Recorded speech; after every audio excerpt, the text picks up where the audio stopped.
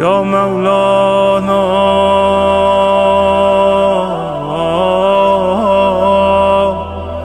Ya Sahib al-Zaman.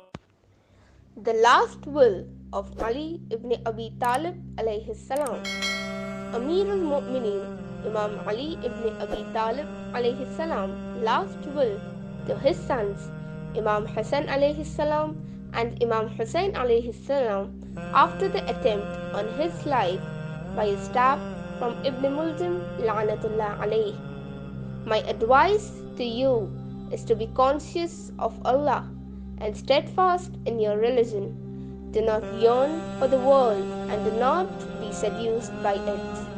Do not resent anything you have missed in it. Proclaim the truth, work for the next world. Oppose the oppressor and support the oppressed. I advise you and all my children, my relatives, and whosoever receives this message to be conscious of Allah, to remove your differences, and to strengthen your ties. I heard your grandfather, peace be upon him, say, reconciliation of your differences is more worthy than all prayers and all fasting. Fear Allah in matters concerning orphans. Attend to their nutrition and do not forget their interests in the middle of yours. Fear Allah in your relations with your neighbors.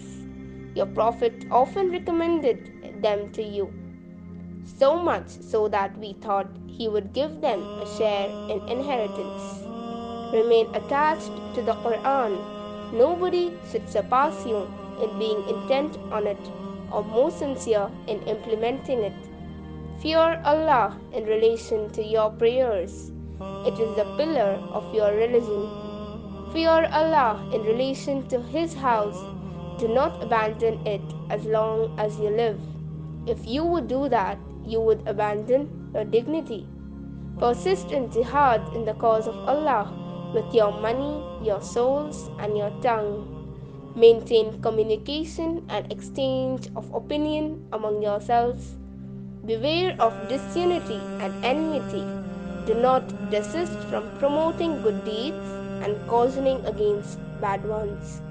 Should you do that, the worst among you would be your leaders, and you will call upon Allah without response. O children of Abdul Muttalib, do not shed the blood of Muslims under the banner. The Imam has been assassinated. Only the assassin should be condemned to death. If I die of this stab of his, kill him with one similar stroke. Do not mutilate him. I have heard the Prophet, peace be upon him, say, mutilate not even a rabid dog.